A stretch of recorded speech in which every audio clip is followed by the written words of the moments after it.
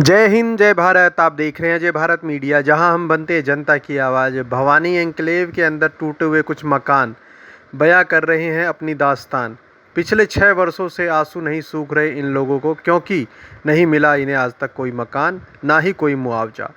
दरअसल NHAI ने हुडा से ज़मीन लेकर के GMDA के साथ मिल करके नेशनल हाईवे के नाम से हीरो होंडा चौक से लेकर के द्वारका एक्सप्रेसवे तक जो बनाया, उस पे जो पुल बना था, बसई चौक फ्लाईओवर जिसे कहते हैं, उसकी जद में आए कुछ मकानों को तोड़ दिया गया था।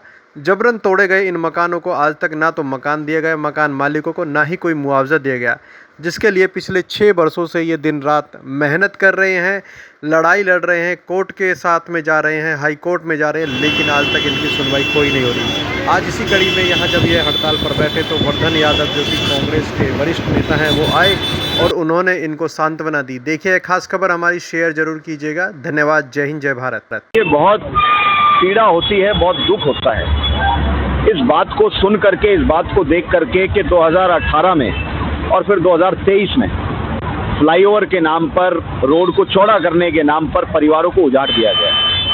लेकिन आज तक उन परिवारों को ना तो मुआवजे की प्रक्रिया में कहीं उनकी भागीदारी सुनिश्चित हो पाई, और ना ही जिन परिवारों के घर टूटे थे उनको कोई ठोस आश्वासन या इसका समाधान सरकार की तरफ से दिया गया।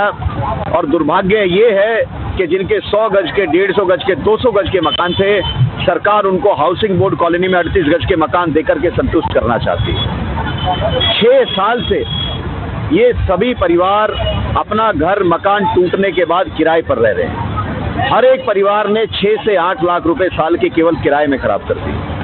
बच्चे बड़े हो रहे हैं, परिवार का विस्तार हो रहा है, खर्चे बढ़ते जा रहे हैं, लेकिन दुर्भाग्य है कि सरकार की तरफ से कोई सहयोग नहीं है। तो आपके चैनल के माध्यम से, आपकी वीडियो के माध्यम से मैं सरकार से अनुरोध करना चाहता हूं कि आने वाले 2 महीने 3 महीने में चुनाव से पहले इन सभी परिवारों को इनका उचित मुआवजा दिया जाए, इनके मकान के बदले, इनकी ज़मीन के बदले उचित ज़मीन दी जाए, जितना ये लोग डिजर्व करते हैं। कोई खैरात में बांटने के लिए 20, 30, 50 गज इनको ना दिया जाए।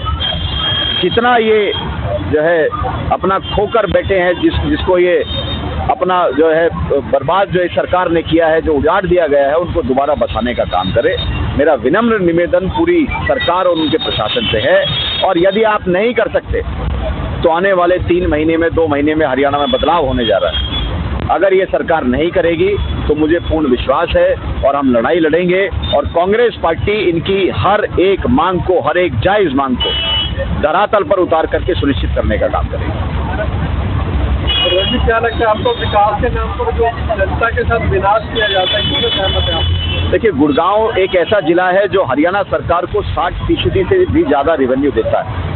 प्रदेश में सबसे ज़्यादा अगर राजस्व कोई जिला देता है तो हमारा गुड़गांव जिला देता है। लेकिन आप आज गुड़गांव जिले के चारों तरफ घूम जाइए, 2 चीज़ें आपको मिलेंगी जो इस भारतीय जनता पार्टी की सरकार ने की।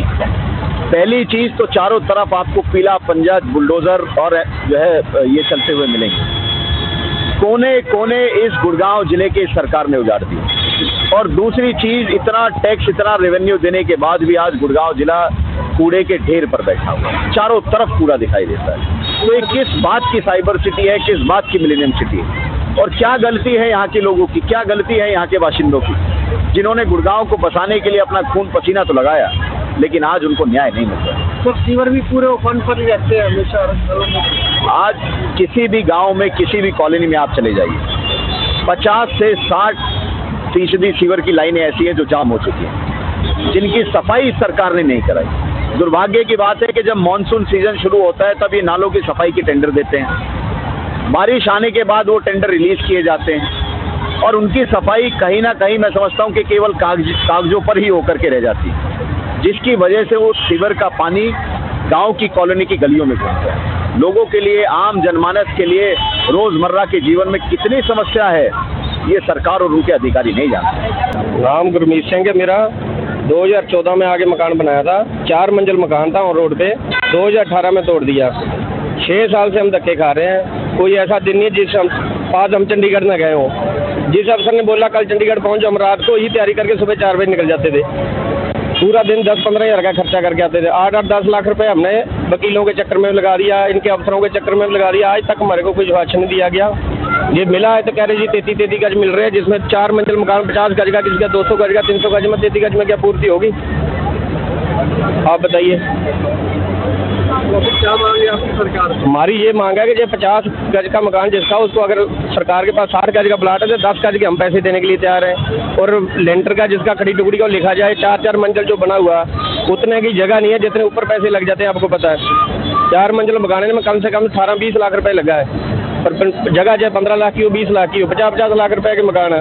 अब 33 गज में जो दे रहे हैं वो ऐसी जगह दे रहे हैं, वहाँ पता ही नहीं है जंगल पड़े हैं, कब होएगा और एरिया कब ना होएगा। और ये बच्चे भी इतने बड़े हो जाएंगे, हम तो खुद ही 40-40 साल के हो गए, बच्चे 5-6 साल के, कब वो मिलेगा कब नहीं। 5 साल तो पहले निकल गई, अब सरकार से चेंज होगी, फिर 5 साल निकले तो हम कहाँ जाएंगे बताओ। ये शहर के बीच का मकान है, शहर के बीच का मकान है, फिर दोबारा देखो बचा हुआ मकान जानबूझ के तोड़ा गया। अपना मकान अभी भी यहीं खड़ा था, 4 मंजिल मकान 4 साल खड़ा रहा, फिर जानबूझ के तोड़ दिया। अब दोबारा नाला आ रहा है, नाला देखो कहाँ से आ रहा है, फिर अलॉटमेंट उसकी चेंज करके दोबारा फिर 4 मंजिल मकान करवाया गया, जिसका अभी भी मलबा पड़ा है और नाला वहीं खड़ा है 6 साल के बाद भी। मेरा नाम सुनीता है। हम पिछले 6 सालों से भटक रहे हैं। 6 साल पहले हमारे घर तोड़ दिए गए, ना हमें कोई मुआवजा दिया गया, ना कुछ दिया गया, ऐसे घर से निकाल के बाहर फेंक दिया गया। कहीं किसी का सामान निकला, किसी का सामान भी नहीं निकालने दिया गया। हम 6 सालों से कभी इस कार्यालय में, कभी उसके पास, कभी उसके पास भटक रहे हैं, कोई सुनने वाला नहीं है हमारा। आखिर परेशान होकर हम यहाँ बैठे हैं कि सरकार तक हमारी बात आपके द्वारा पहुँचाई जाए ताकि हमें न्याय मिल सके। इस तरह की परेशानियाँ आज के समय में आपको आ रही हो? सर, परेशानियों का तो कोई अंत ही नहीं है। हमारा घर तोड़ दिया गया, हमारी शॉप वहीं पे थी, हमारा तो काम भी खत्म हो गया, हमारा घर भी टूट गया, बच्चे परेशान हैं, ना कोई रहने का ठिकाना है, कहाँ जाएं तो कहाँ जाएं हम। हमारे पास कोई काम भी नहीं है, घर भी नहीं है, बच्चे परेशान हैं इतना। हम सरकार से एक ही डिमांड जो हमारी पहले भी थी और आज भी वही है, हम सरकार से यही चाहते हैं कि हम लोगों के साथ में न्याय हो और जो हम लोगों की ज़मीन जो लिया है सरकार ने पुल के निर्माण में, जो विकास कार्य में लिया है, तो हमारी भी विकास के अंदर भागीदारी रही है। यह सोच करके सरकार को हमें, जैसे हमारा 100 गज का प्लाट है तो कम से कम हमको 100 गज का प्लाट, और जो हमारा मकान जो बना हुआ था 2 मंजिल 2.5 मंजिल, उसका हमको उचित बनाने का जो जितना खर्चा लगा, कम से कम आज भी वो आज के हिसाब से हमको मिल जाए तो हम सरकार के बहुत ही आभारी हैं और धन्यवाद सरकार का करते हैं। तो सरकार ने आज तक नहीं सुनी तो आगे क्या सुनेगी? सरकार ने आज तक आप लोगों की नहीं सुनी तो आगे क्या सुनेगी? बेटा, सरकार से अब जब तक सरकार है तब तक सरकार से उम्मीद तो की जा सकती है ना। आपने जो धरना प्रदर्शन आज आप कर रहे हैं इस समय, आपने आज तो पहले भी किया था? नहीं, धरना प्रदर्शन क्या, हम सीएम साहब से जिस समय 2022 के अंदर इस मकान का पुल का जो है उद्घाटन हुआ था, तो उस समय हमारे 4 साल हो चुके थे पूरा। उस समय हम मिलने की कोशिश किए थे सीएम साहब से, लेकिन वहाँ इसका के यहाँ पे जो है व्यवस्थाएं नहीं हो पाएंगी, तो उस समय हमको मिलने नहीं दिया था। तो उस समय भी हमने यही कहा था कि सरकार ने जो हमारा मकान लिया है, जिसका जितना उनको उतनी ज़मीन दे दे और मकान बनाने के लिए पैसे दे दे। गीता भारद्वाज। हमने तो 1998 में प्लॉट लिया, जिसके सारे कागज सब कुछ, 20 साल से हम यहाँ रह रहे थे। इतनी बुरी तरह से हमारे घर तोड़ गए, आज तक हमने कहीं घर टूटते हुए नहीं देखे इस तरह से। सबको मीटिंग में बुला लिया नरवीर जी के यहाँ, पीछे से पुलिस को भेज दिया, घर तोड़ने वालों को भेज दिया, बच्चों को पुलिस उठा के ले गई, औरतों को हॉस्पिटल में उठा के ले गए और सारा घर तोड़ दिया। उस सामान भी नहीं निकालने दिया, पंखे सामान सब कुछ हमारा उसमें दब गया। मेरा 82 गज का था। इसकी लड़की बीमार होगी, डिप्रेशन में चली गई 6 महीने में। मेरा घर वाले डिप्रेशन में चला गया है। इनके घर वाले सारे, ये देखो ये माले साई बैठी है, जिसके सिर पे ये आदमी नहीं है, छोटे छोटे बच्चे हैं, कहाँ जाए 6 साल से, कुछ भी नहीं है। ऐसे निकाल के कहाँ से बच्चों की नौकरी छूट गई, सब बीमार है, रोज हॉस्पिटल में पड़े रहते, कहाँ से किराया दे, कहाँ से घर का चलाए हम, कुछ भी नहीं है। हम इतनी बुरी हालत में, हमारा तो हम सुबह से बैठेंगे, हम जल तब से आके बैठे हैं। मैं तो अपनी गाड़ी से अब तक पानी लेकर बैठे हैं यार, हम ना पियेंगे इसलिए हमारा सोल्यूशन कुछ नहीं होगा, ठीक है ना। अगर हमारी सरकार विकास कर दे तो दुनिया को तो मत मारो, उनके बच्चों को तो मत मारो, विकास करो। अरे रोड निकाले फ्लावर किसके लिए? पब्लिक के लिए। जब पब्लिक ही मर जाएगी घुट घुट के तो किसके लिए?